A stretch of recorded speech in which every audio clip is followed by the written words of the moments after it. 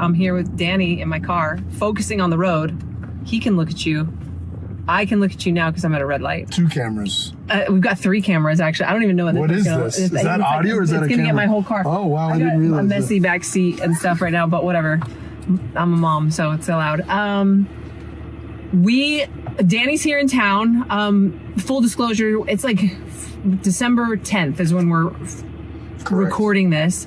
And I just want to open up with that you're in town. We've got some coaches in town to get some stuff prepped for all the cool stuff that's coming out in 2025, which we've talked about a little bit already by the time this comes out. But first and foremost, I've done 2 of the 2025 vault workouts on back-to-back days. Man, and I'm feeling like we're going right now. I'm getting like venti coffee number 2 for the day because we're about to go do another thing, which this volume is not usually, or the intensity with the volume together. You did a vault workout this morning. I did one. How are you feeling this morning? My quads are pretty smoked. Really? Yeah, but I ran really well, and I feel good about that. I was Your workout was not one of the ones because Alex had told me which ones you said that you were down to do. For filming purposes, that is. And I was not expecting you to choose this one. The one that you did. Don't tell them what it is because they don't know. It's all a secret. I won't. But I did not feel very confident before the workout started. But I've been training very consistently lately. Actually, part of the reason you can say that it had running in it. I think you already mentioned it. Okay, so that's fine. Part of the reason why I've been training so consistently is so I don't look like a mess on street parking videos, to be very honest with you. And now I'm super motivated to be consistent because I'm filming videos every week. So last week, I was pushing my intensity a little bit more in a couple of the workouts because I knew we were going to be having people in town filming the vault workouts. And I was like, I'm literally like, I got to get some cobwebs off of intensity because I know, you try to go hard to show the members, what that looks like on the videos. Well, I was joking that this week here is like a training camp. I know, that's what I feel. I feel like I'm doing the quarterfinals. Yeah. Like one of these like intense workouts every day for 3 days. Because Julian and I are doing another one on Thursday, and we're doing a lifting session tonight at our house. Yes. So it's like this volume is not something that I'm really used to these days. Hold on, we're gonna order our coffee. I can't wait to see what you're gonna get. You probably don't usually go to Starbucks, do you? I do go to Starbucks. You do? Yeah, I make coffee at home every day. But when I'm on the run, I'm going to Starbucks. Can I get a grande cold brew, just black? Yeah. I'm doing the same thing. Oh, 2 of those actually. 2 grande cold brews. Anything else for you? Nope, that's it.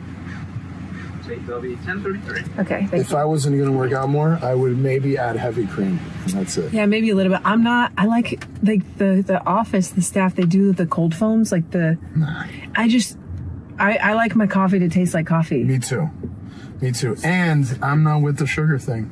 No, I can't. Like, I do enjoy cookies and that kind of, but I don't like to waste it on liquid stuff. Exactly. Like, I'm going to have a cookie, I'm going to cheat, I'm going to get loose. So whenever I have control, I want to stay in control. I would rather get a cookie to go with this coffee than have this sugar in my coffee. Very well said. I totally agree with that for sure. Any straws? No, that's okay. But the thing is none of them would do that because they would think I can't eat a cookie every day, but they'll get the cold foam every day. I like my coffee to taste like coffee. Thank you. Thank you. And I'll be the front, you be the back. Too. Boom. Have a good one. Okay. Thank you very much. Appreciate that. You can just put that. Yeah. Okay. All right, so we got our coffee, so we'll be able to chat about this. Okay, so this podcast, I'm pretty sure will come out after we've kind of showed the roadmap for 2025. And one of the main reasons, one of the reasons that we were excited about getting Danny on our coaching staff, for those of you guys that are watching and listening, is he has done really cool stuff for us in the past with the kettlebell programming, or if you've participated in 52-week endurance V2, that was all came from Danny. And with this 2025 roadmap of, hey, we're actually going to do something we've never done in street parking before, which is we're going to have these 12-week focus.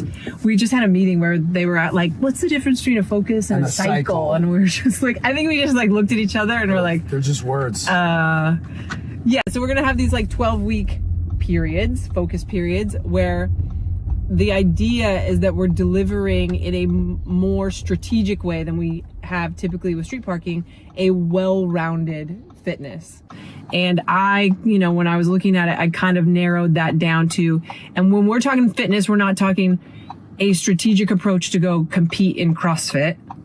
Correct. A strategic approach to have a well-rounded fitness for your life. And, there might be some people that get really angry that those two things should be the same thing, but they're not the same thing. Right. I mean, for some people at high levels, they choose to have their whole life revolve around that. But this is not the intention. This is not for people like that. I don't think that was ever your goal with street parking. So that's definitely not the goal behind this leaning or this general focus for the 12 weeks. Yeah, so we've got strength first, and we can talk about just like a little bit, because I think I'm going to do a podcast that I think when this one comes out will have already come out, about how we've built the whole roadmap. We've got strength first, which I see as foundational to the rest of it, because if you're weak, you're going to have all sorts of problems with the other stuff. And I think that it's the one that fits the best when it's cold. I agree with We're starting in January, so that's kind of fun. And then we'll have like a month break in April, and we'll do, Project April, some fun stuff that we always do in our community. And then we've got endurance. And then the final one is kind of just kind of like grunt work, like mental stuff, all of that. And, people are going to ask, I think, like, why don't you have like a gymnastics focus? And that is what I mean by we're focused on well-rounded fitness that serves your life, not, hey, we got to get everybody on street park and doing bar muscle ups and handstand walks. Right, because our goal is not necessarily to be better at fitness, it's to be better at life. Yeah, so I looked at it, and I'd love to hear your take on this. I looked at it and I was like, what are 3 main things? And of course there's like other little things we could add in, but what are the 3 like basic building blocks? And I thought, like, we got to be strong, you got to be able to, have some sustainability in that strength, and like, we're human beings, we're meant to travel distances, and all that's like literally how our bodies are put together. And where people struggle a lot of times is just like that fortitude, or that like just grimy, dirty, push a sled, pick up a heavy whatever. Yeah, and that's so applicable to life, way more than a handstand walk. Again, when you like get into the competitive nature of that, people call it strongman. But that's grunt work, it's grit work, it's playing with awkward objects. And we kind of played with that this year with the combo of September and Rocktober. Right. That was kind of where that piece came, because people really, it's like not complicated, but you just got to go do it, and it's uncomfortable in a different way than like learning how to Olympic lift, or even pushing intensity in a thrust or burpee workout. Well, what I think is very unique about, especially the way we're starting, which is starting with strength, is that's going to translate to your gymnastics tremendously. Oh, yeah. And when we say gymnastics, we're not necessarily talking about trying to be a gymnast and doing the most high-level stuff. It's moving your body weight through space, essentially. It's doing body weight exercises. So, like, I've coached people all, from my literal mother, who trains in my affiliate 3-4 times a week, to high-level games athletes. I coached a woman who was on the podium at the CrossFit Games previously. And an easy, simple hack, if you want to get better at gymnastics, is get stronger.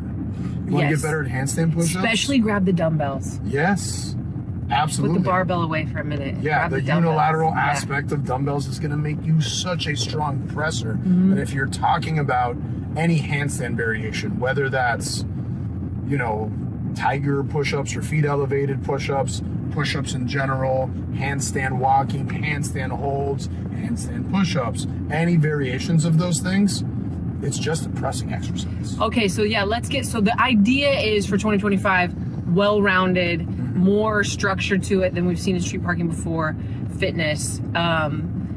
And I think it's just going to be fun. I think people are going to be excited too. We'll have the 3 badges, and then if you get all 3 of the badges, you'll get the main badge of like, hey, I did all the things. And I think people just like to have a little bit of, hey, where are we going? Why are we doing this? Which we've always had, and it's been thought out in the variants that we provide, but this is just something that we've never done before. For you, starting with building a foundation of strength,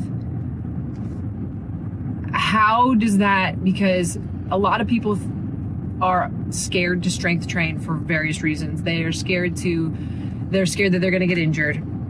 They're afraid they're going to get bulky. They think that they don't need to strength train because their goal is to be a better long distance runner or to lose weight. They're scared they're going to get slow. Yes. Or they've never done it before, so it's just not something that they're comfortable with. Why would, and I know that's like a very broad question with many different answers for each one of those things, but for you, with like a general person, because like you said, you have a gym, you guys are following the programming too. Like, why is it important for the everyday person to care about strength and to dedicate some time to it? So when we talk about strength, I'm looking at it from like a structural perspective. I'm looking at it in all ranges of motion, head to toe. Even like the most granular, detailed aspects of it. It's not just about how much can I back squat, how much can I press. So if you're talking about how that's going to translate to something like running, if you think about running, it's more repeated exposure of the same movement pattern, arguably over anything you could do in fitness. And if you have a weakness in that chain, that's when those overuse injuries are going to start to come up. So if we start the year by taking a structural perspective on your strength and we look at checking every box, I truly believe that you're just going to be set up for success in your next endeavor, the next thing that you do. Yeah, regardless of what. So, you want to go do a high rocks, like it's going to benefit you to be stronger. Of course. Whether it's because you got to do the sled portion of it, or just because you're going to be doing so much running to prevent injury, or to have a push at that. Like there's so performance wise, there's huge benefit. I was just thinking as you were talking, at every stage of life, there's a valid reason for why you would want to strength train. And truly, the daily workouts have an element of strength training in them. Of course. So it's not that we haven't been doing strength training, but the workouts we're doing some more like dedicated, hey, this is like a quote unquote heavy day in the daily workouts on Wednesdays for the first 12 weeks of the year. But that's not to say that your thrusters on Thursday's workout aren't also going to make you stronger. It's just a little bit of a different way to look at it. Can you explain that a little bit better? Well, I feel like it's so easy to look at it from an athletic perspective and for you to, so it like resonates with you if you're an athlete. But for me, what's even more important is talk about like the everyday person in everyday life and how this is going to translate for them as well. And I think about, again, not to bring her up again, but my mom. Yeah. Like my mom chasing around my little one at home who's 12 years old. Like, is she strong enough to pick him up? Is she strong enough to pick up a bag of groceries? Is she strong enough to press something over her head and put it in like functional strength as well? Yeah. So I think regardless if you're doing it in a Metcon type of fitness piece or if you're doing it in a dedicated strength session, it's going to check that box for you. Yeah, and so going back to like the daily workouts too, I know we talk a lot about like, hey, if you want to see better results, like intensity, like the more intensity that you can have and the better. And one of the things that we used to talk about or at least I used to say at the level 1 CrossFit seminars when I worked was, if I increase my back squat from 155 pounds to 200 pounds, now all of a sudden 65 pounds feels lighter. Yep. And now if I don't have the endurance piece to go along with it, it's only going to feel lighter for a few reps and then I'm going to be in trouble because I can't breathe. Yeah. And that's where all this stuff comes together. But it will allow you to use more weight or move weight more efficiently in the workouts with the higher reps, with the intensity, if you're just generally stronger. Well, what I think is really unique about our presentation and how this is programmed, first of all, something we haven't talked about quite yet, on Wednesdays, it's full body strength, where it's not isolated to lower body and upper body and push versus pull, which is a somewhat more traditional way of doing this. We're really looking at this from the functional perspective. And like I said before, trying to check every box, every single session. So I think that's really unique about how we're presenting this for people on Wednesdays in our programming for sure. Yeah, and because like it goes back to, hey, we're not trying to create elite powerlifting athletes, or we know you guys don't have a lot of time, equipment, like we took all of what street parking is and said, how can we help people get stronger? Yeah. And like going back to, these houses are really nice. I've never been over here This before. whole neighborhood is beautiful. I'm trying to go like this. I don't think I've ever driven over here before. This is we're just like lost at this point. And every stage. So I would say like if I'm a person in my 20s, like why should I strength train? Like I look good, like I'm good. And it's like use this time because you're gonna build muscle so much more easily. Like get as much of it as you can. I know that like my current aesthetic has so much to do with the muscle that I gained when I was younger and just held on to. Of course. You know, and then it's like, oh, well, I'm pregnant. Like what? Well, hold on to as much muscle mass. My main goal when I was pregnant was not to lose muscle mass. And I did lose muscle mass all 3 times, but like it was hold on to it. And that's my goal right now currently. Like as I'm in my 40s, I know that if I'm not careful, like you lose it, your body, you know, starts shedding it or whatever. So my goal is, I told Molly this in a podcast that we recorded earlier this week. My goal is to keep my lean body mass over 120 pounds for as long as possible, for the way that it looks, for my metabolism, for injury prevention, for everything. Like it plays such a huge role. And I think people really underestimate that and how, well, or, you know, I'm in my 60s, like, it's too late for me. Like, why should I care about strength training? It's exactly what you're saying. Like, maintain as much as you have. You can gain strength even later in life, especially if you're not somebody who's, you know, super conditioned to it already. Absolutely. There's just so much value in it for not just, like you're saying, like, in the gym, your fitness and what are your numbers going to be on your workouts, but it's so applicable to life. No, I mean, like I said at the beginning, we're taking a structural perspective to strength training. So like even talking about your posture and moving better and sitting better and feeling better, it's a huge oversimplification, but like in my opinion, like one of my gurus in the strength space, Louis Simmons, rest in peace, he would always say, don't ever allow strength to be a weakness. Number one, and he also very famously said, weak things break. I mean, you know, I got that. Yeah, and like we don't necessarily have to be talking about gym injuries, just life injuries in general. Like it's very common use in the physical therapy space right now, for example, to remedy injuries through developing more strength. And we're not talking about necessarily increasing the deadlift. You know? No, I mean, I feel like I've overshared the story, but my strength legit, like, prevented me from being paralyzed. You know, and they said that, like, if you didn't, your muscle, you didn't have those traps. your muscle acted like a soft collar for 2 weeks while you walked around with this broken neck, not to mention like what it did during the actual car accident. Like that was a light bulb moment for me as a coach, because I was going around and I was teaching the seminars and we were doing the sickness, wellness, fitness and all of that. And I was this athlete and I was in my 20s, and that car accident happened when I was 29. Yeah, so for me it was like, oh, this is more important for the most deconditioned person. What I'm saying is way more important for them than the people who are already in the gym doing stuff. Like, this is life-saving. Well, like I said, it's so much easier to sell this message to an athlete, right? Yeah. You even hear, like, you watch old footage of Mike Tyson training, for example, and he's doing 150 neck bridges a day so that when he takes shots to the head, his neck can support it better, right? So like you look at it from that perspective and it makes a whole lot of sense. But what about what you just said? Like when you're in an accident, God forbid, like you need to have the structural strength and integrity to support whatever it is.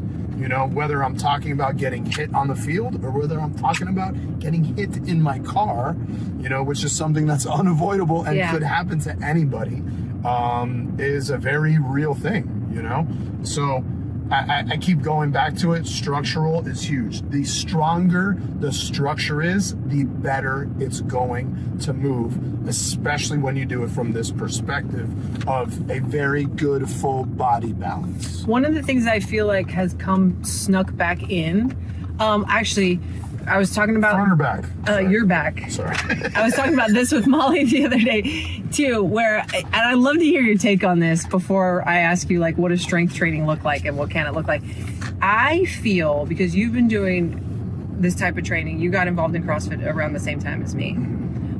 And before I was doing CrossFit, I was very much in like the bodybuilding scene. What I see happening in the functional fitness or CrossFit space is very interesting to me right now, because I feel like we all found CrossFit and it was daily workout, CrossFit.com, this is crazy, like, Forging Elite Fitness. And then it morphed into, we're all training competitively, whether we like it or not, because that's just what everybody was doing. And we had the weird cycles in there where it was like heavy for a while, then it was endurance heavy for a while, then it was gymnastics heavy for a while. And now what I see happening is and I see it happening in our community, I see it happening, like, let's be real, people cancel our program and they tell us the other programs that we're doing, or we see it or whatever. And I feel like everybody's abandoning it completely and going back to like cable crossovers and stuff, which is, there's a time and a place for that stuff. But we're like, competitive CrossFit bad, I'm going back to isolation. So I guess my question is, do you feel like you see that happening, or is that just me? No, that is definite. I feel like people are separating cardio and the lifting stuff. I see a lot more isolation movements happening. I mean, look, no matter what discipline we're talking about, just past the martial arts studio, like whatever martial arts discipline, whatever it is, if you segment your weakness, you're naturally going to be able to allocate more time for that weakness and improve on that one thing, and realistically, when it comes to something like CrossFit, some of us are very gifted, some of us are not. Some people are going to experience different gains from a CrossFit workout, one from the other. And some of us just have a harder time with some of these movements and have to put a little bit more time into them. So yeah, I agree. People are oftentimes trading in their barbell for a set of lat pull downs. Yeah, I feel like I see that happening, and it's kind of, I see the need for it, like in some places, but it, like the pendulum is swinging so far the other way, where it's like, hey, let's not forget about what thrusters and clean and jerks and, all of that can provide, and how can we not move all the way back to where we came from? Like, well, man, if you really look at it, like, the bodybuilding space has even changed now. Like, even the bodybuilders are more fit now than they were when you were bodybuilding way back then. Like, you were bodybuilding in 2000. It was like 2000. Yeah, like early 2000s. Yeah. Yeah, exactly. The first fit bodybuilder I ever saw or heard of was your friend, Dana. Yeah, when you were training with her, that was the first time. Now, when I've dug into the history of bodybuilding, like, I have seen bodybuilders who were doing power cleans in the 80s, and there were some guys who put a premium on aerobic exercise, et cetera, et cetera. But now, like, that's the biggest gift CrossFit has given to all boutique style fitness spaces, is now a lot of the bodybuilders are pretty dang fit. Do you think it's this is like a hot take. We're just like veering off of the strength. Here's what I think. I think that, and I've said this kind of before, but I think a lot of the influencers in the CrossFit space, which are mostly the athletes, have aged, are no longer as fit, and don't have the desire to compete. And so instead of saying, I do CrossFit at lower volume and slower and with less weight, I don't want to do it at all, because I want to I don't want to hurt that much anymore. And I think that that's valid. Yeah. But how can I maintain this aesthetic without being that uncomfortable? And they're trying to figure out, I personally, because I did bodybuilding before CrossFit, so I wasn't an athlete like at all. I didn't come from soccer or this or that. So I did bodybuilding and I achieved a certain aesthetic through separating stuff and isolation movements, which I was able to achieve it. I was never able to sustain it. through that type of training. Most people can't, especially in the infancy. Right. Like when you're so just the starting. only thing that's allowed me to sustain it is like intensity. At least, and I don't hit intensity 6 days a week. I'm like 2 days, maybe 3 days where I'm really pushing it. But that's my hot take, is that all these influencers who want to sell programs, they, first of all, they need something that looks different. And then they're kind of like, well, it's easier to sell that you're not going to be effed up at the end of your workout. Yeah. And I also I'm tired of it too as an athlete. You know, I feel like there's an element to that. I don't know. What do you think? No, I agree with that fully.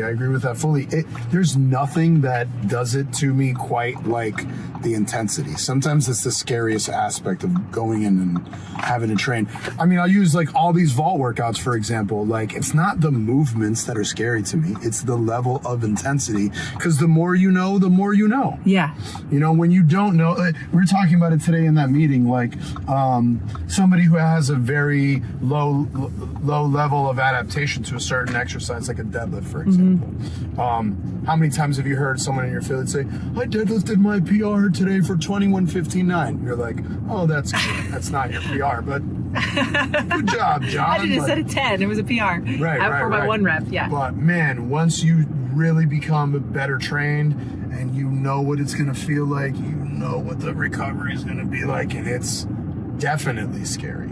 Yeah, because I think there is a truth to, if you're doing thrusters and burpees and that stuff at like 70% because you don't want to hurt anymore, you aren't going to see the results that you were before when you were really pushing it. And so it's not that there's not value to it, but that's what I see a lot in the programming. I think that there's an element, there are some really smart trainers who also used to be athletes, so I'm not like discounting. There's some really good work out there by like Marcus Philly or like some of these people who, but I think that there are some that are just like, well, I'm going to be more successful at selling my program, and I also personally don't want to go hard anymore, so that's just my hot take. And I mean, I get it. I totally get it. I mean, to be well-rounded, like, you have to touch intensity. I'm not saying you have to do CrossFit, but to be well-rounded, you have to touch intensity in your training. Oh, yeah. Because there's a hormonal benefit that you're going to get from that. And mental. Yes, absolutely mental. That's another thing that we can talk about as well. But yeah, there's a ton of benefit you get aesthetically, hormonally from pushing like that. Absolutely. And so, okay, so we're talking about intensity, and actually Molly earlier this week, she did a really cool post about how oftentimes, at least within our community, people will feel that the heavy days that we do and have programmed are not intense. And I feel that what I would love to see out of our community as they're attacking these strength workouts, even if you're doing the dumbbell version, is before you do your set, you're a little bit like, I don't want to do this. This is going to hurt so bad. And it's a set of 3 back squats. And by hurt, I don't mean injury hurt. Like, this is going to be hard. Like I know the third rep is going to be challenging, or by the time, but you gotta hit it with a weight, or even like with the dumbbells, like choose your tempo or choose the weight that you're using where you are kind of like, I don't want to do this. I don't want to do it right now. Can I use an example of some of our strength tests that we're going to program? Yeah. Okay. So, for all of the major lifts, our strength tests are build up to a 3 rep max. Then you're going to take a short rest, and then you're going to do max repetitions at 70% of the weight that you just hit. There's almost nothing that gives me as much anxiety as thinking about how much that's going to hurt. Now, this is after years of training, of knowing what that feels like. You have to, I keep using the word adaptation, you have to have some of the adaptation built so you can understand how to push on that. And once you start establishing that, your strength workouts are going to feel different, and you're going to be smoked in a different way, but you're going to be smoked nonetheless. It's more of a CNS fatigue, central nervous system fatigue, where you feel like achy and tired and slow after, rather than having the Fran cough, you know, or rather than feeling like you just pushed for a PR Murph time or whatever it is, you know. But Yeah, that's why those adaptations are super important. That's why the consistency is super important. If you're watching this and you're one of those candidates that are like, I just doing these strength sessions, I don't feel like I'm doing anything. You need to do more of them. You know, you need to do more of them because you have to start building those adaptations so you can have those building blocks and you know how to push on these sessions. Yeah, that's so true. That's so true. I remember when back in the day, and so one of the programs that we have and the street parking members love, just because it's so simple, is the 20 rep back squat thing. We've had that since the very beginning because it's like, hey, one barbell, one set, once a week. Great. But I remember the couple times that I've gone through that, specifically when I went through it when I was like back still competing. I mean, bro, I had to, like, the mental preparation that it took for me to like start once I was at my weight, and you're just and not even just like to start, but like the whole time. I don't think I can do one more. You just do one more. I don't think I can do it again. You do one more, and then what that built and how that transfers into life, and how it transfers into 4 days later you're doing your thruster workout. It's huge. Yeah. I mean, I would challenge every person watching this and every person who does our program to push themselves to that point in these sessions. Now, as long as you're staying technically sound and you're moving well, right, it's time to go. I mean, the put yourself in a position where you know nothing else you do in the day is going to be more challenging than this MF session. That's like the mindset. And I think that's like for the overarching like 2025, like even as we get into endurance, we'll take that same mindset into it. Even as we get into like the grit stuff, especially, like we'll take that same mindset into it, where we don't expect you to show up every day for your training that way, because again, we're not all professional athletes. We got a lot of stuff going on. But if you can step into a few workouts of the week, maybe the vault and the strength session and one other workout with that mentality, or even if it was just those two, honestly, there's huge benefit. What would you say to somebody that I had a question, a very specific person in my mind. What would you say to somebody that feels like, oh yes, this is it, they're worried because maybe they are training for as are you, like training for some long distance running, or maybe they're like super into it and they want to do the high rocks thing, and they're worried that if I waste a training day on the strength stuff, it's gonna mess up my gains in my main sport. Well, like I've said, since we started, we take a full body approach on Wednesdays for our strength training. So you're not going to see a lot of that same repeated exposure kind of fatigue, which that's what lends itself to injury. Like if we were doing exclusive lower body days, which by the way is a template that I pitched and we did look at it. Yeah. Right? We looked at like doing splits of like upper lower, push versus pull. We're going to do some stuff midweek, some stuff on the go with this for that exact reason, to limit the overuse. If you look at the kind of fitness we do in street parking, it has to be very diverse, you know? So that's why those Wednesdays reflect the way that they do, for that exact reason. For a high roxer, for a long distance runner, you're gonna experience, yes, you're gonna experience some fatigue, but it's going to be way less than your traditional strength training program on these Wednesdays. And it's so it's so important too to go back to who are we programming for, like what are our goals for our members. We're not putting you through a strength program and then an endurance program and then a strongman program. It's a focus where it's still general fitness that we're looking at, with a focus for a few months on building a little bit of extra strength work into there, and then a little bit of extra. And really one of the main goals of us doing this is because we've focused more on just general varied daily workouts without ever having like a focus series like this, to show people how to do it, because we have all the extra programs, and when they see, oh, I see how they built this in here for this cycle focus time series, whatever. They're just Kim words. doesn't like the word cycle. Yeah, I mean, cycle has more of an athletic sound to it. But we're showing you can maintain general fitness while having a slight bias toward one thing during different seasons. Exactly. I'm trying to say. And the seasonal approach, I think, is so cool. You know, I think it's cool because it helps us, number one, keep our coaching and programming in line, making sure that we're offering something that's diverse, but also very consistent. And it also helps with like the client, athlete, follower, member. Again, these are just words too. Right. Making sure that they feel excited about learning something new and taking on a new challenge. That's what I was going to say too. We were having a meeting right before you and I started driving around with our social media team, and we were reminding them like, hey guys, take a step back.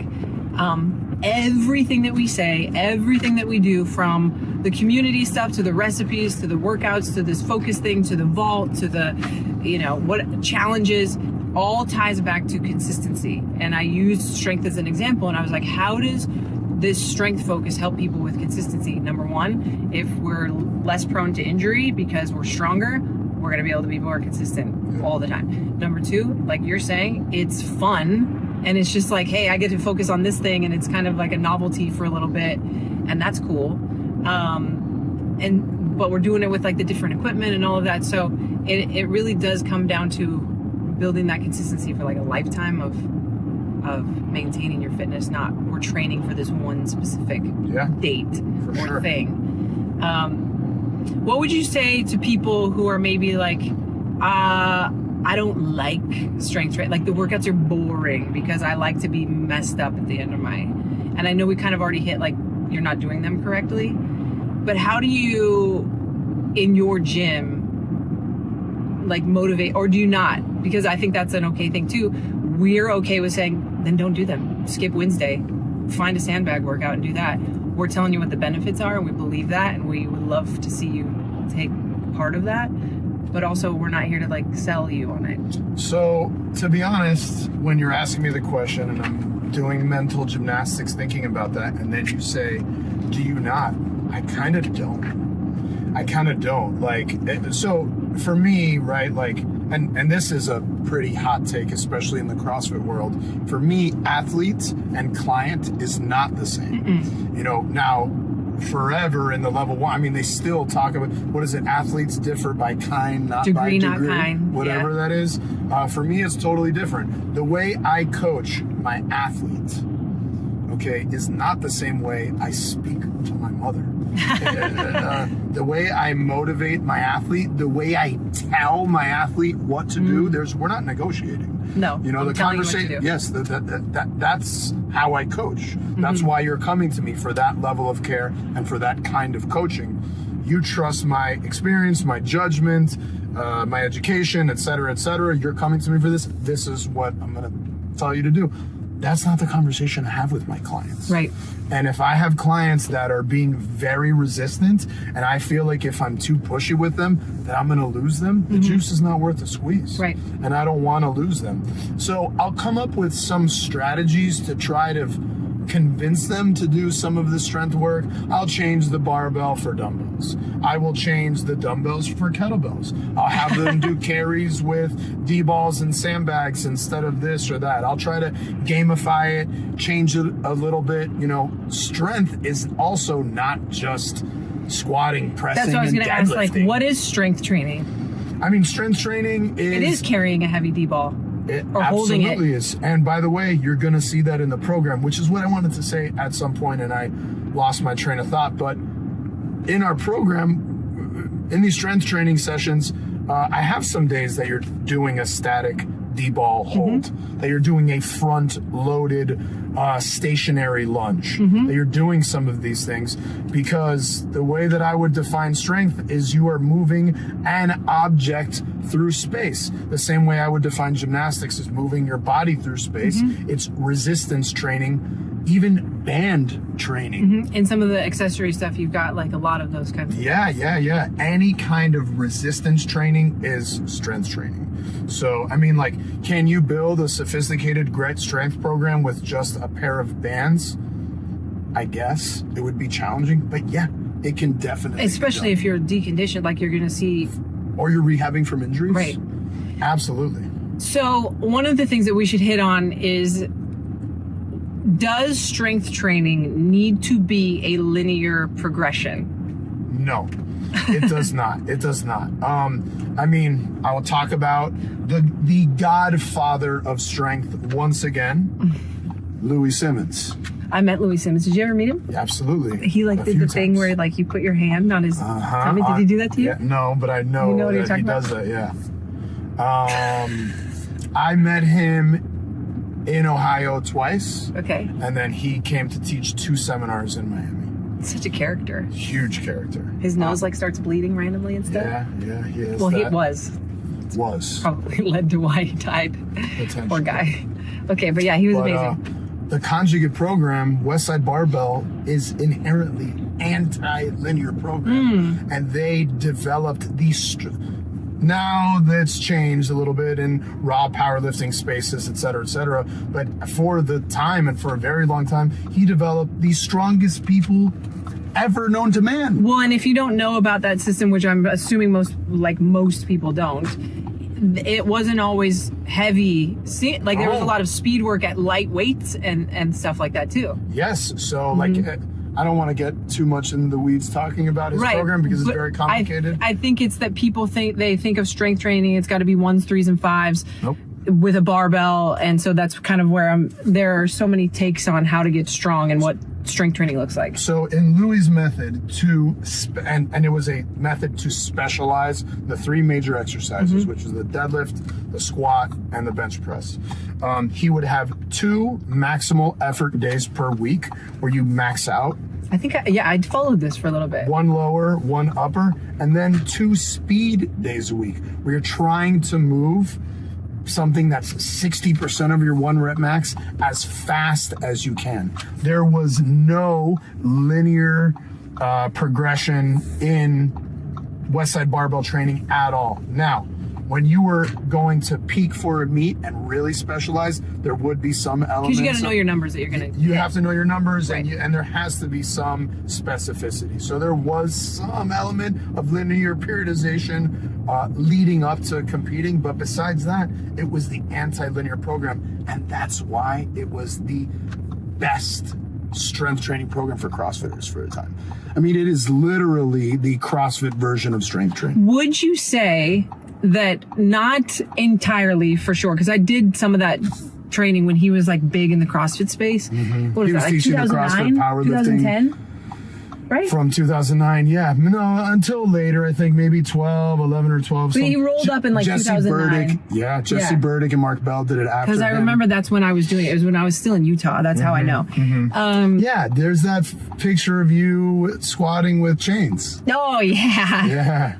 By the way, do people need chains for our program? No. Okay, they look cool though. They look cool, but no. What was I doing with the chains? I hadn't been lifting long enough to need the To be using chains. But there is a picture of me with We this. threw all of them away in our gym. And look, we're I might a get some strength chains for my training gym, kids. but we got rid of them. So, would you say that not entirely, but that's where CrossFit and some of the workout of the days or the daily workouts, even in street parking, mimic in a way the speed days Yeah. that are, so it's like, get the heavy days in, the speed stuff, it's not exactly the same thing. Like you're not focused when you're doing your thrusters necessarily on doing them as fast as possible. Or your deadlifts. Like when I was doing a workout today with dumbbell deadlifts, I was doing them faster than if the barbell was heavy, but You're not trying to move But each individual repetition as fast. but there's an as you element of that Yeah. that's kind of baked into CrossFit or street parking daily programming. So then it's like, let's get the heavy days in, and that's kind of like what we're trying to do here. Yeah, absolutely. I mean, in his speed days, what he was focusing on is trying to move whatever you're doing for a single repetition as quickly as possible. How do people then on the heavy days, like on with the conjugate system, with the Louis Simmons program back then, or with what we're programming, because it's not based off of percentages unless it's like we're pulling a percentage from something you just did the same day, or how do people know what weight to use? Because people really struggle with that. Yeah, I get that. So, what I tell everybody when you're following a program that's non-linear, does not have percentages, and again, our daily workouts, I mean, right now, we just started following street parking in our gym, but normally for our affiliate program, we don't use percentages either, you know, and the guidance that I give people is we're looking for what is your first working set. Okay. Right. So let's say my workout for the day, the first exercise is a barbell back squat. Okay. And it starts with a set of 8.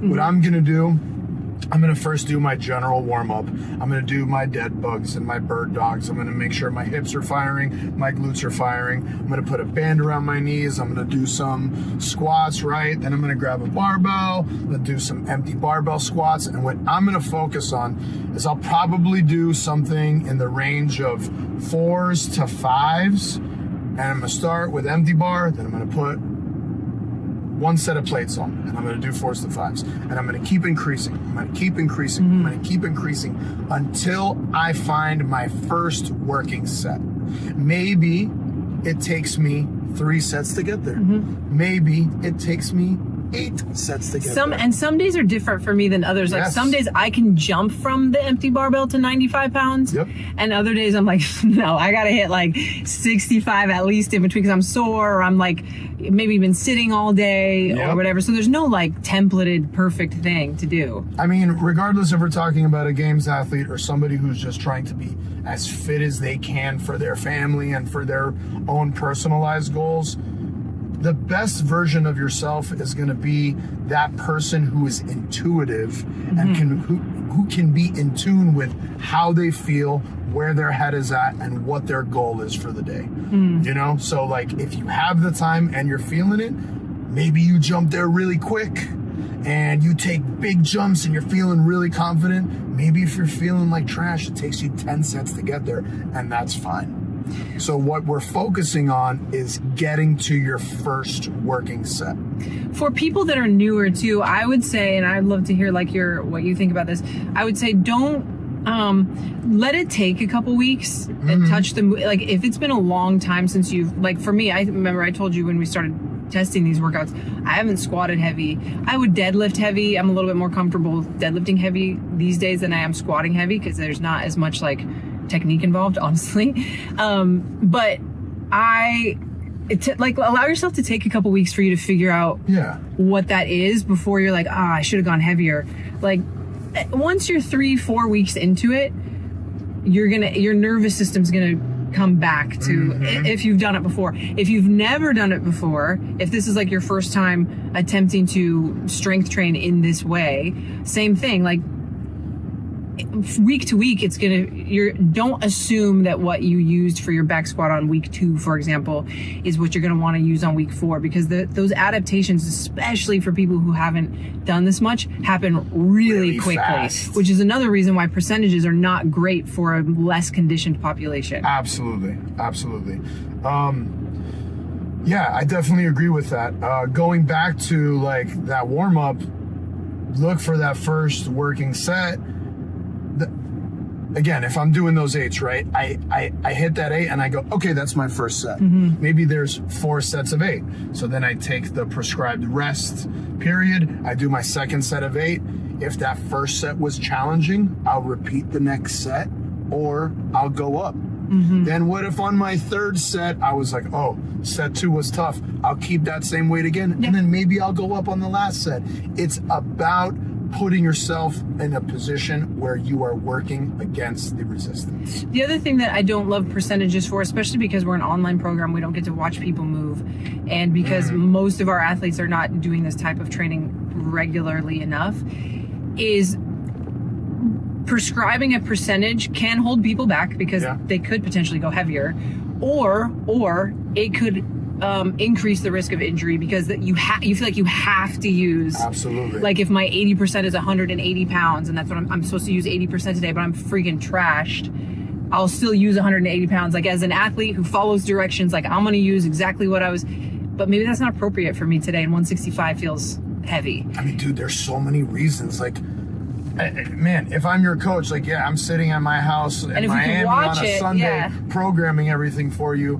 But on Wednesday, I don't know that you slept like trash on Tuesday night. I didn't know that like you had an issue with your kids. I didn't know that you didn't eat well or you had too many drinks on Sunday. Like, I don't know those things. So a lot of times those percentages are arbitrary, you know? So Yeah.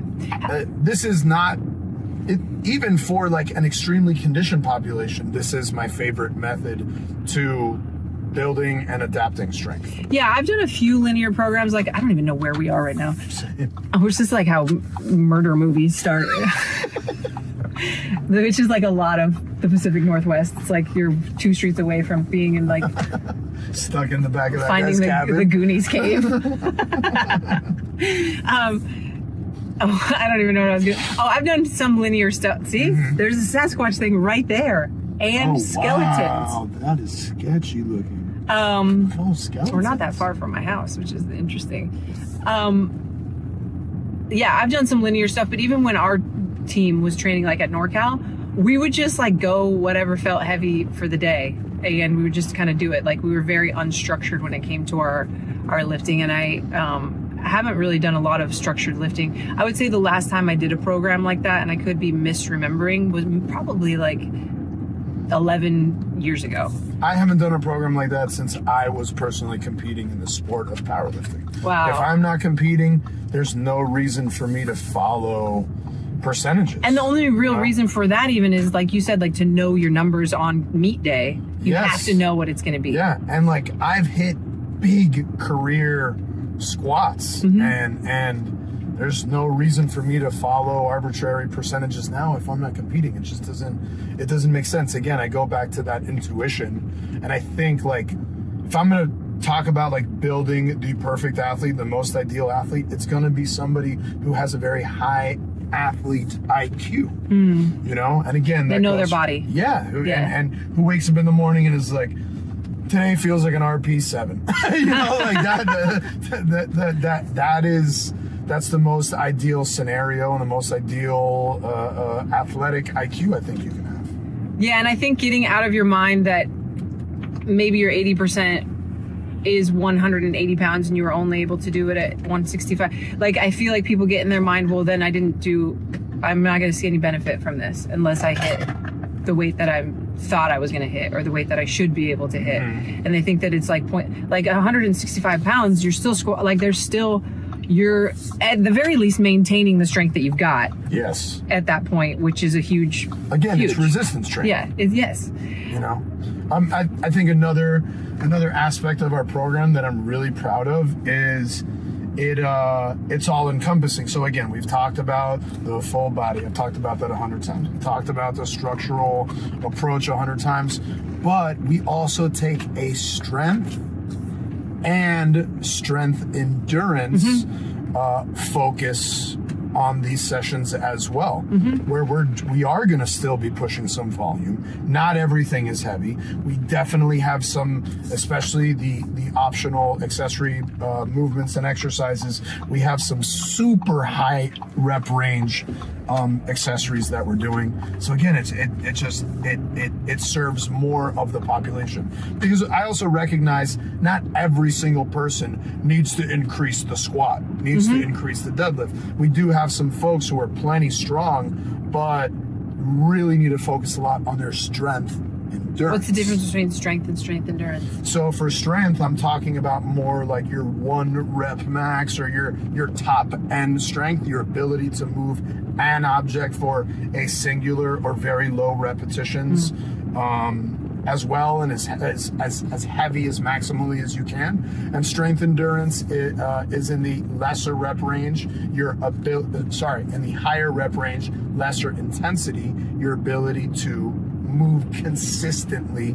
for a longer period of time. So take where we started, talking about our strength tests. Okay, we test the 3 rep max. That is a strength test. That is not a strength endurance test. Right. Then we're going to take the rest and we're going to do max repetitions at 70% of what we just hit. That's strength endurance. Okay. So that's why we're doing both, because I recognize not everyone has that one singular goal in the strength realm. The strength realm, it's a lot more than just, my weakness is my 1 rep max back squat. You know? Well, and that's where you, again, like zooming out to all of 2025. If you watch somebody do a workout, like, I don't know, I'll use Fran as an example for the people that know that CrossFit. It's thrusters and pull-ups.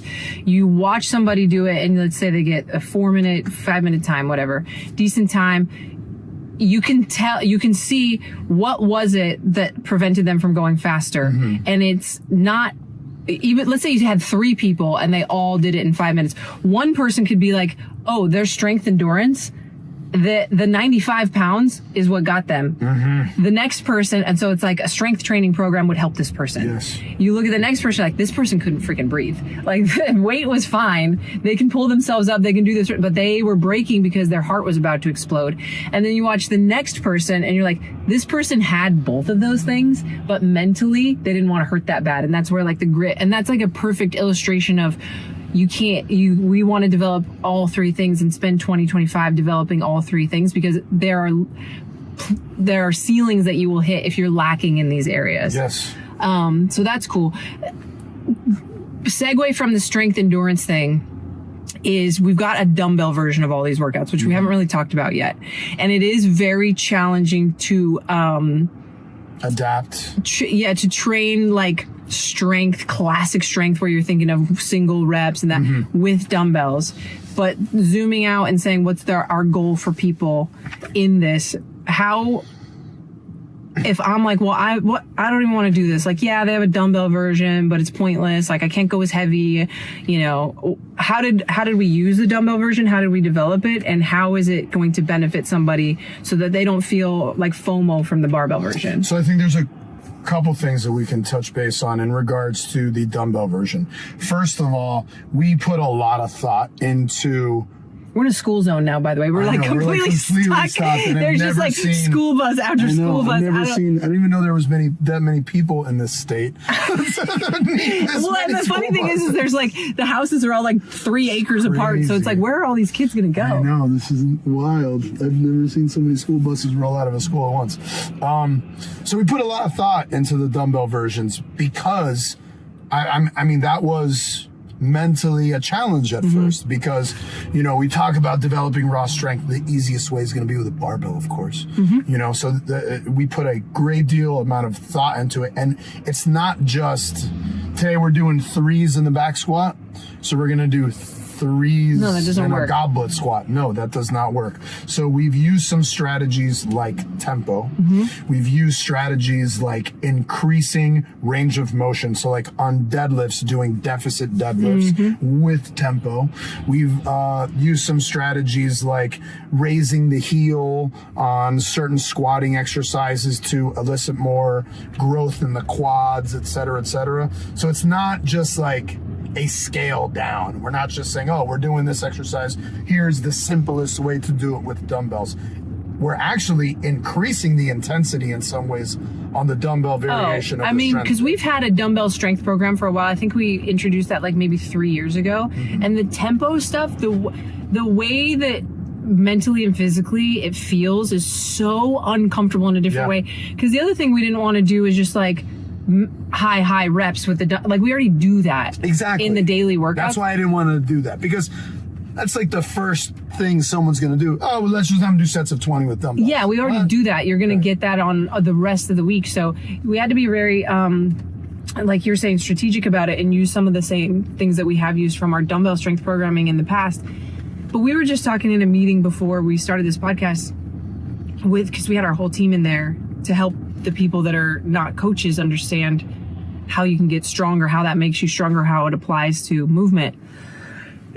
What are some of the ways, let's say I do have access to a barbell, why would I even want to do the dumbbell? Is there a benefit to doing the dumbbell version that I'm maybe not recognizing? Yeah, so even in the way that I programmed them originally, it's actually a blend of dumbbell and barbell in both of the main exercises and the accessories.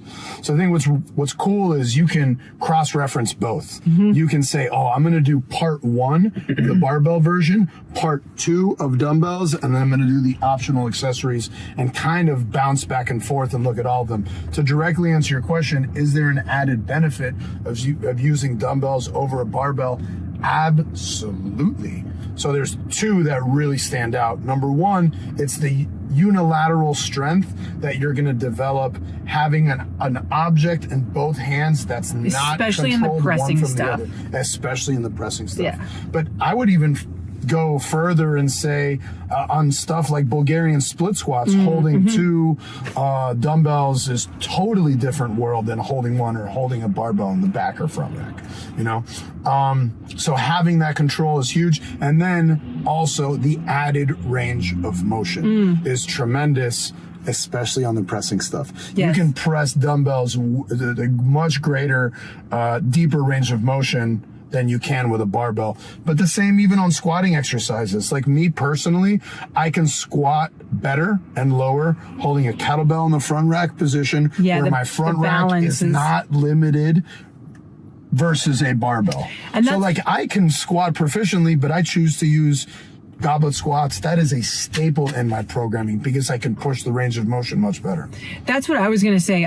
For me, the benefit of doing some of the dumbbell versions, and I would challenge, this is like, I guess the challenge that I would put out, if you do this type of training regularly, if you've been doing starting strength and 5-3-1, or you've been doing street parking, but you've had lifting days baked in for a long time, I would encourage you to do the dumbbell version instead of the barbell version for several reasons. One, there is a point in all of movement where if your technique is not sound, it doesn't matter how much muscle mass you have or how much you're going to fight against the bar, you're not in a good position. You're not going to be able to continue to move more weight.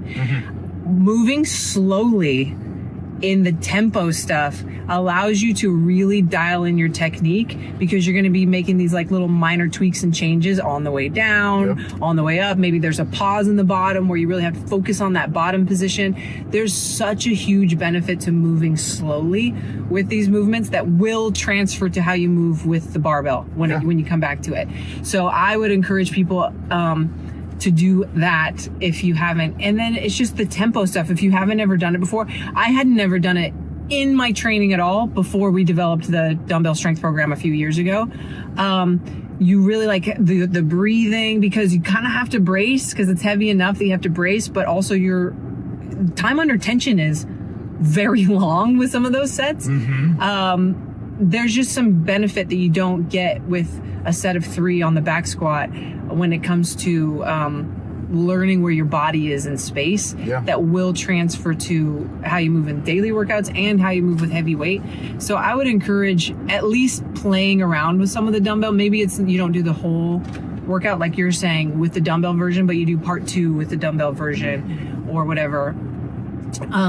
You had mentioned and don't think at all, before I move on from that, don't think at all that if all you have access to is a pair of dumbbells, that there's not a huge amount of benefit and that you won't see any strength gains from it because there's major benefits that will transfer even if it's like, well, I don't have a barbell right now or I don't have access to it. Or when I'm I do the barbell ones when I'm at home, but maybe I'm traveling for a few weeks during this 12 weeks and I'm not going to be able to do the barbell version, like do the dumbbell version. There's huge benefits to it. Well, I would even argue that our demographic, even though we do a lot of dumbbell stuff, our demographic probably has more, we're beating this word into the ground, but adaptations built for deadlifting, squatting, and pressing than anything. Maybe you're not doing with a barbell all the time, but you probably have those adaptations built. I bet what you don't have them built is like a split squat with your front heel elevated, doing it at a 5-second tempo. You know what I'm saying? So like, look at the dumbbell versions. Challenge yourself in those dumbbell versions. Don't sleep on them. They're not scaled downs. They're not easier. That's the not adaptation is a little bit different for sure, but there's still many of the benefits that we're looking for to provide you guys with are going to be there in either version. You've mentioned the optional accessory. So one of the cool things that we've done with the program that you guys will see, because we keep in mind who our demographic is, and street parking was built on people who have minimal time, space, or equipment. Not necessarily all three, but one of those things you have. And some is all three, right? Yeah, some is definitely all three, but some of you guys are doing street parking because you're limited on time. Some of it's more an equipment thing. And then some of you guys have all the time and all the equipment in the world and all the time to be on Facebook all day long, but you just like the community and you like the programming. So that's, I feel like that's a lot more of you than I expected.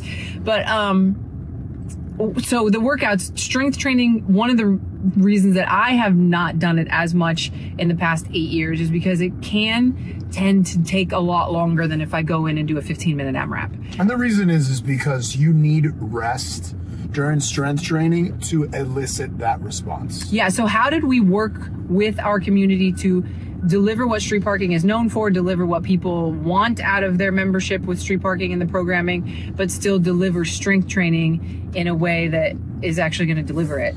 So the sessions are almost always split into the three: part 1, part 2, and optional accessory or assistance exercises. Okay. There's a couple sessions that are only part 1s and accessories, but those part 1s are a little bit more meaty, so there doesn't need to be a part 2.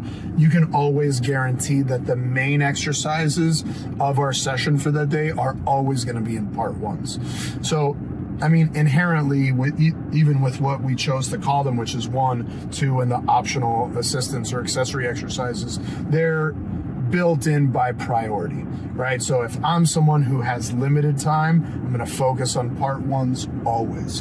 If I'm someone who has a tiny bit more time, I'm going to focus on part 1 and part 2. If I'm someone who has all of the time, or maybe I want to split my workouts in half and do something in the morning, go to work, hang with the kids, they go to sleep, and I have time to do something at night or when my kids are taking a nap, that's your time to do the assistance exercises or accessories. That's how it's always split up. Again, 1s, 2s, and the optional accessory. Okay, so, and I've tested the first 4, as at the time of this recording, I've tested the first 4 that we've programmed for the month of January. And what I have found is it takes me about 15 minutes to warm up to, a general warm up, then warm up to my working weight for whatever the workout is for that part 1.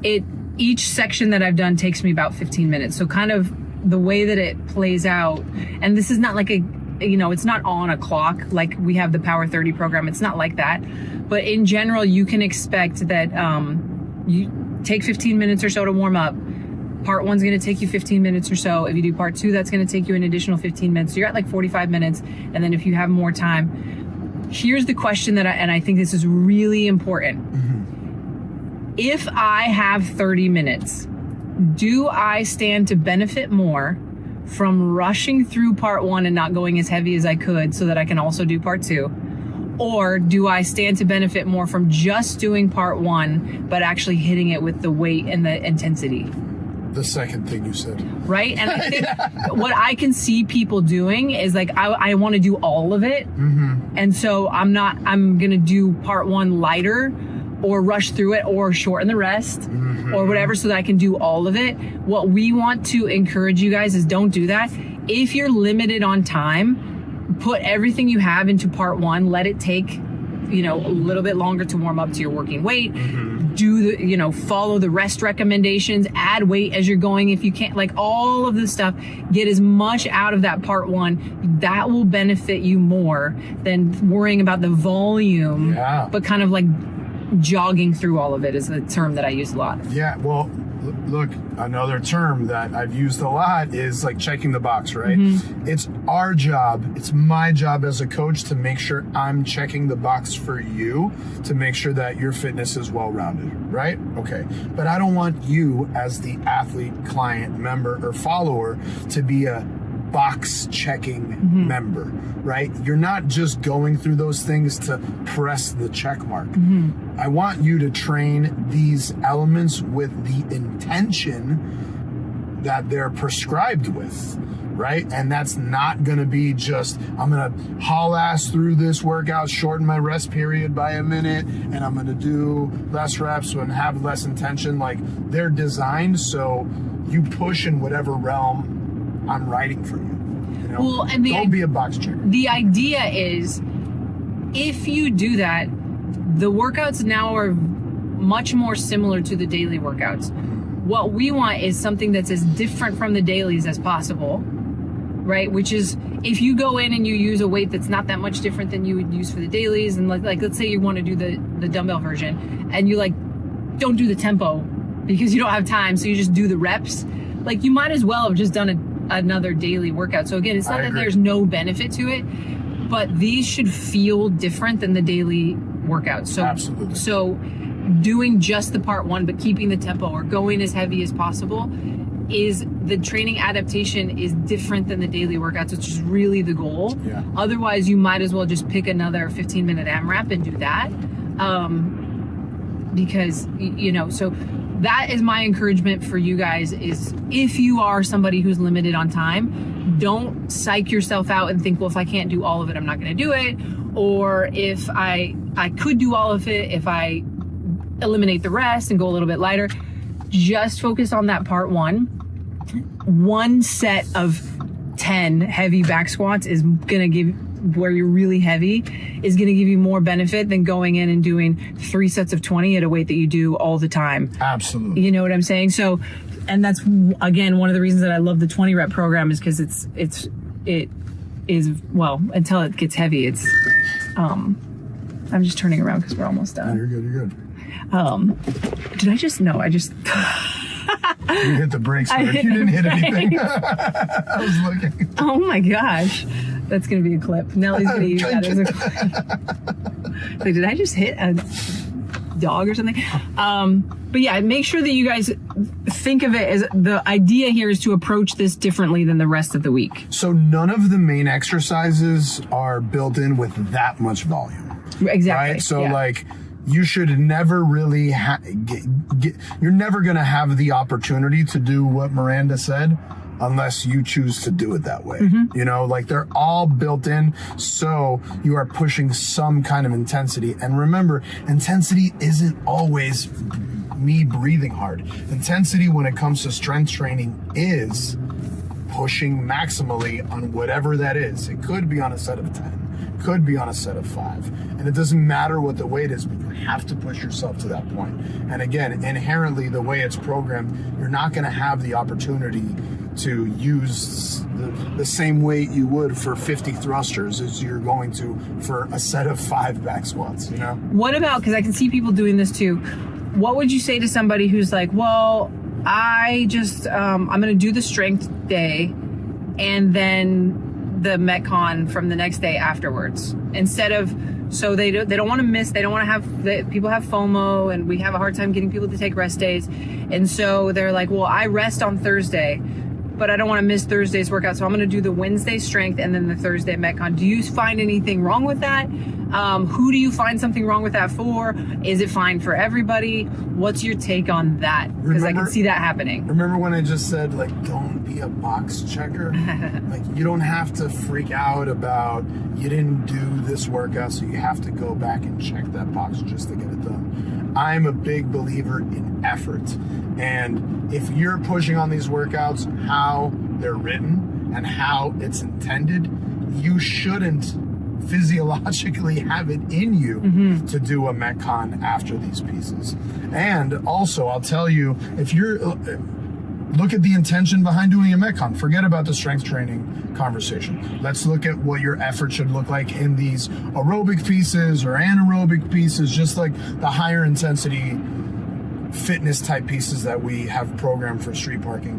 Why are you going to put yourself in a 90-minute or hour-long deficit of doing strength training and then try to hit a Metcon? If you're not competing in one of these sports or one of the CrossFit ecosystem sports, there's no justifiable reason for you to do that. You know, I would prefer that you recover. If you have the time, recover, stretch, do the assistance exercises. Freaking Eat your butt off, and then tomorrow come back and crush that Metcon with recovered and fresh legs.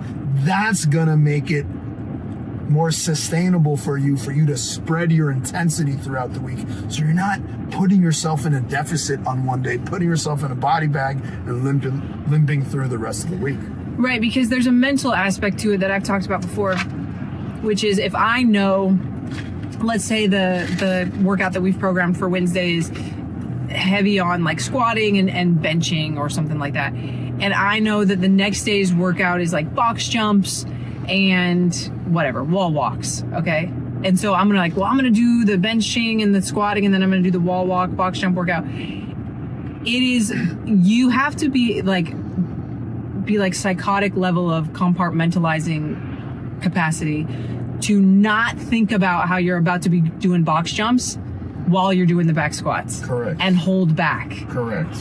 It takes a very strong-minded person to not be like 3 reps into your max set of back squats and being like, well, I got to do that. I got like 100 box jumps to do right after this. So and so you end up holding back on the lifting, or like you're saying, maybe you don't hold back on the lifting at all, but then you're 12 reps into your first set of box jumps and you're like, well, of course, like I'm just tired from the back squats. Yeah, like I can't give yourself I can't go hard. Yeah. And so you can potentially waste both, or at least you're going to not waste, but you're going to hold back or be limited in one of the two things where, I just see that we see that happen in gyms that program that way almost entirely, where it's always like a lift and then a lift and then.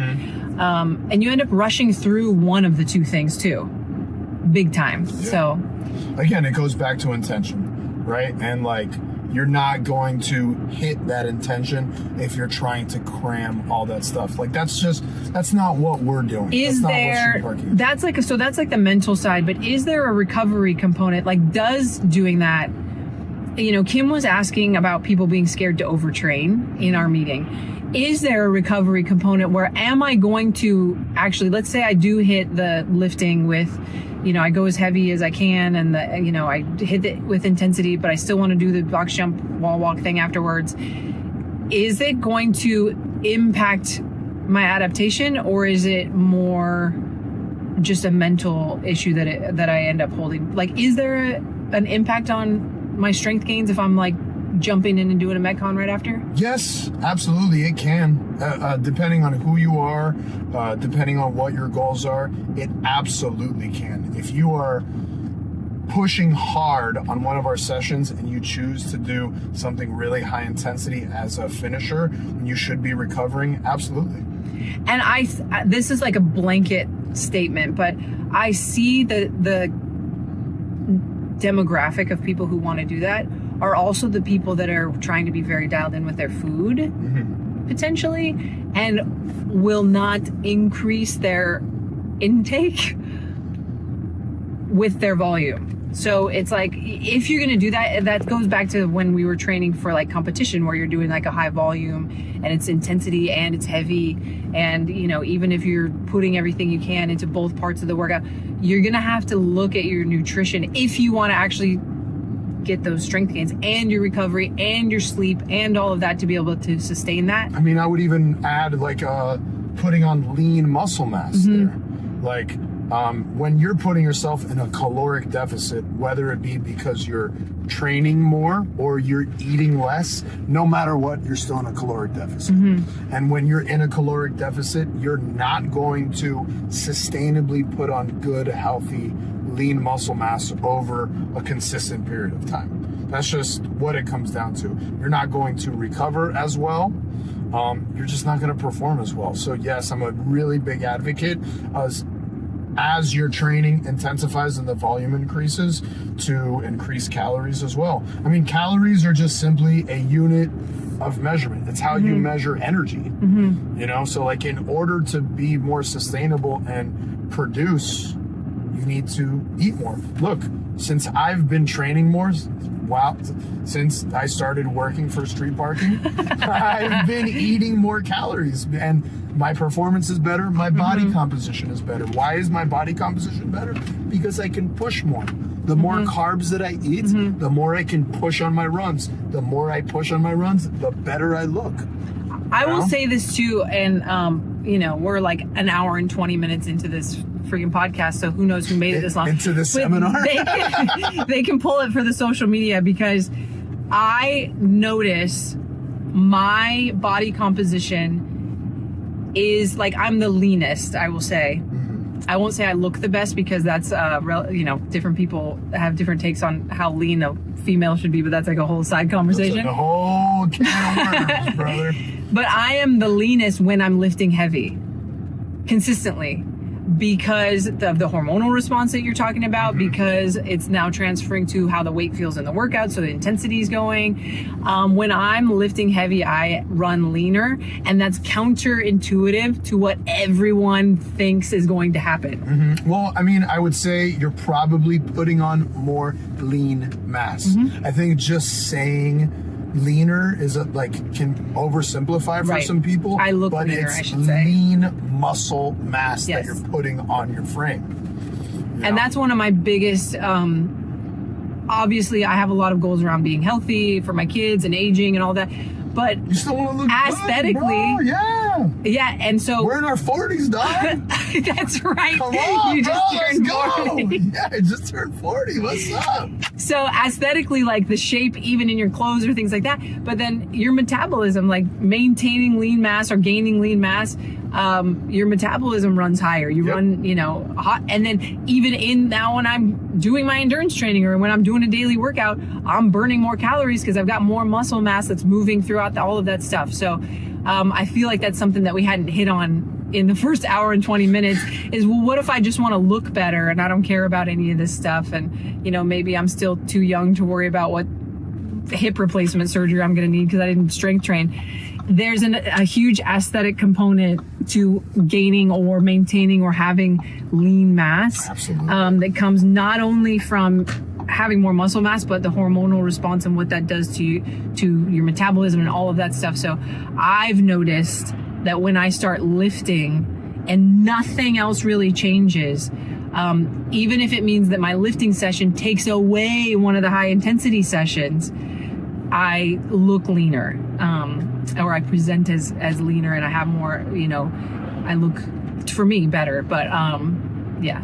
Yeah, I mean, for me, it's the same. But I said that saying you get lean might be oversimplifying it. I'll oversimplify this for myself. The more I push, the better I look, dude. It's as simple as that. When I put myself in too much of a caloric deficit, I move slow. I don't feel as good. And you're like tired. Yeah, dude. Yeah. I might. These are things that I learned from bodybuilding. Yeah, I might get skinny.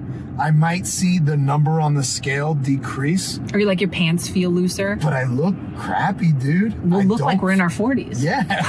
Yes, I know. Yeah, exactly. I don't have that pop. I don't have that drive. But when I'm in a caloric surplus, I can go, dude. And when I can go more and push harder in all aspects of my training, that's when I look better.